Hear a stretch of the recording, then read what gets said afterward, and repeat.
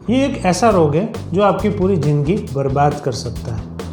ये एक ऐसा रोग है जो युवानी में ही आपको बिस्तर के हवाले कर सकता है। आपका चलना फिरना नामुमकिन सा हो जाता है। हम बात कर रहे हैं अवास्कुलर नेक्रोसिस के बारे में। आज हम विस्तार से जानेंगे कि अवास्कुलर नेक्रोसिस होता क्यों है, मॉडर्न साइंस में इसकी ट्रीटमेंट की क्या लिमिटेशंस है, आपको हिप रिप्लेसमेंट क्यों नहीं करवाना चाहिए और हम अवास्कुलर नेक्रोसिस में आयुर्वेद ट्रीटमेंट क्या देते हैं और उसके क्या क्या हमें रिजल्ट मिल रहे हैं, वो सब मैं आपके साथ डिस्कस करूंगा। आज मैं डॉक्टर तुषार त्रिवेदी पालनपुर गुजरात से प्रशमन पेन स्पेशलिटी क्लिनिक में आपका स्वागत है। अवास्कुलर नेक्रोसिस वैसे तो शरीर के किसी भी जॉइंट में हो सकता है, लेकिन मोस्टली आजकल वो हिप जॉइंट में देखने को मिलता है और मोस्टली यंग मेल पेशेंट में ये देखा जाता है। ये होता क्यों है? तो मॉडर्न साइंस कहता है कि हिप जॉइंट में किसी कारणवश वहाँ पर जो खून पहुँचाने वाली जो वेसल्स हैं उसमें ब्लॉकेज आ जाता है, ऑब्स्ट्रक्शन आ जाता है, तो वहाँ पर खून नहीं पहुँच पाता। तो इसके कारण जो हिप जॉइंट के सेल्स होते हैं उसकी डेथ हो जाती है, वो धीरे धीरे नेक्रोस होता जाता है। वो गोला है जो हिप जॉइंट का, वो धीरे धीरे सूखता जाता है और इसीलिए इसको अवास्कुलर नेक्रोसिस बोला जाता है। बहुत से कारण इसके हो सकते हैं, लेकिन आज तक हमें जो सबसे मोस्ट प्रोबेबल रीज़न जो दिखा है वो है कि स्टीरॉयड का यूज़। जनरली जो पेशेंट हमारे पास अवास्कुलर नेक्रोसिस के आते हैं तो उनकी अगर हिस्ट्री लेते हैं तो हमें पता चलता है कि उन्होंने कभी उनकी एलर्जी के लिए, श्वास की या फिर स्किन की कोई तकलीफ़ के लिए लंबे समय तक पहले स्टीरॉयड का यूज़ किया था। उनको पता भी नहीं होता कि भविष्य में होने वाला है। तो जब हिस्ट्री लेते हैं तो हमें पता चलता है। तो ये भी एक रीज़न है। ज़्यादा अल्कोहल ड्रिंक करने से, स्मोकिंग करने से भी भविष्य में अवास्कुलर नेक्रोसिस हो सकता है। अगर आपको पास्ट में कोई इंजरी हुई है तो इसके कारण कभी कभी हिप जॉइंट के आसपास की जो वेसल्स होती हैं, जो खून की नलिकाएं होती है, वो दब जाती है, तो उसके कारण भी भविष्य में आपको अवास्कुलर नेक्रोसिस हो सकता है। पेट की तकलीफ जो होती है, IBS जैसी बीमारियां होती हैं जिसको आयुर्वेद में ग्रहणी कहते हैं, तो उनमें भी डाइजेशन की तकलीफ होती है, तो उसके कारण भी फ्यूचर में आपको अवास्कुलर नेक्रोसिस डेवलप हो सकता है। और दूसरा एक रीज़न ये भी है कि ऑटो इम्यून डिसीज़ है। जब हमारी इम्यून सिस्टम हम पर ही हमला कर देती है तब ये अवास्कुलर नेक्रोसिस भी हो सकता है।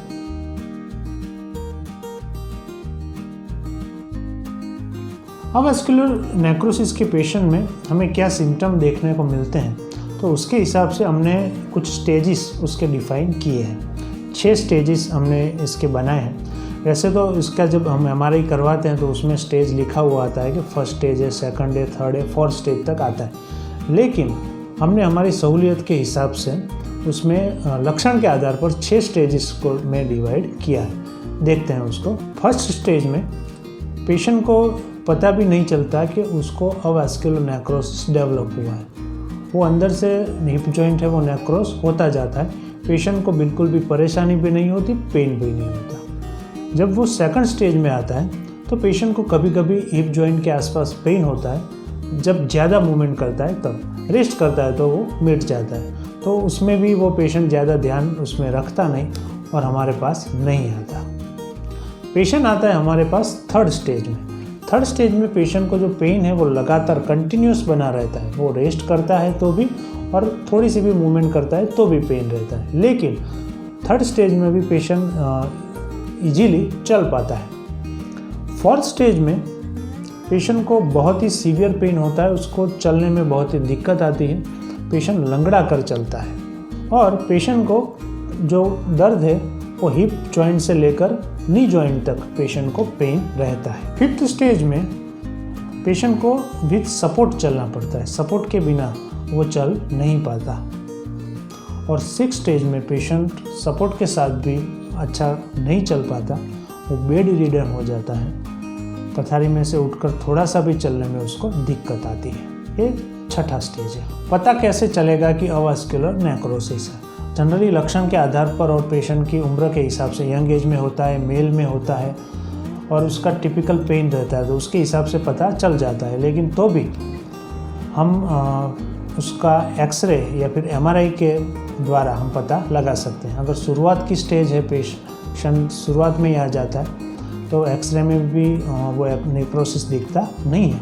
तो शुरुआती स्टेज है तो उसका सही पता लगाने के लिए एमआरआई करवाना बेहतर रहता है। मैंने जैसा कि आपको बोला था कि मॉडर्न ट्रीटमेंट इसमें बहुत ही लिमिटेशंस है, कोई ट्रीटमेंट है ही नहीं ऐसा कहेंगे तो भी चलेगा।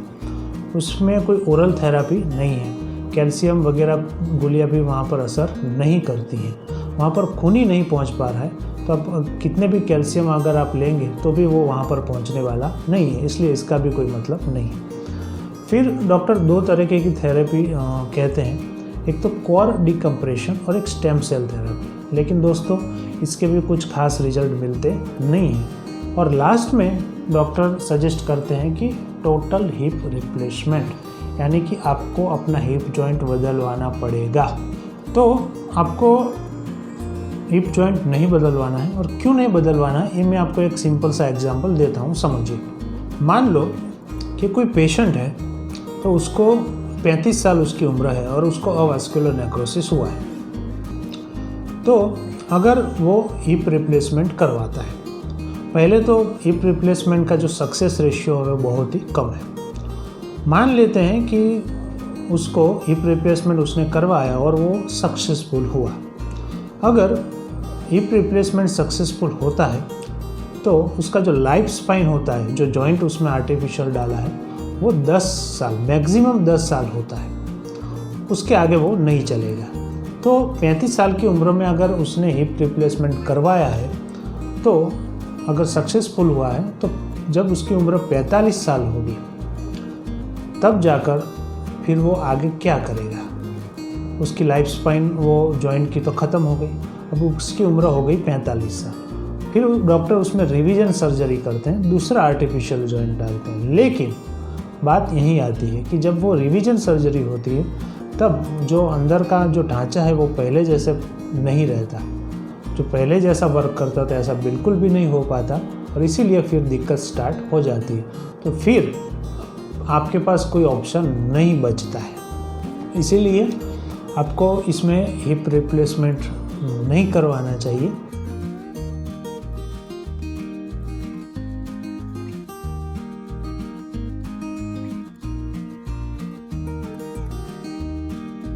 अब हम बात करते हैं कि हम क्या इसमें आयुर्वेद ट्रीटमेंट करते हैं। शुरुआती स्टेज में हम पेशेंट को सिर्फ दवाइयों से भी अच्छा खासा रिजल्ट देते हैं। हम दवाइयों में जो वहाँ पर हिप जॉइंट की सूजन कम हो, दर्द कम हो, और वहाँ पर जो खून का सप्लाई बंद हो गया है वो खून का सप्लाई चालू हो, जो ऑलरेडी नेक्रोस हो चुका है उसमें भी कुछ हद तक हम फिर से उसको रीजनरेट कर सके, उसको लुब्रिकेशन कर सके, ऐसी दवाइयाँ उसको देते हैं तो उसको काफ़ी अच्छा रिलीफ मिलता है।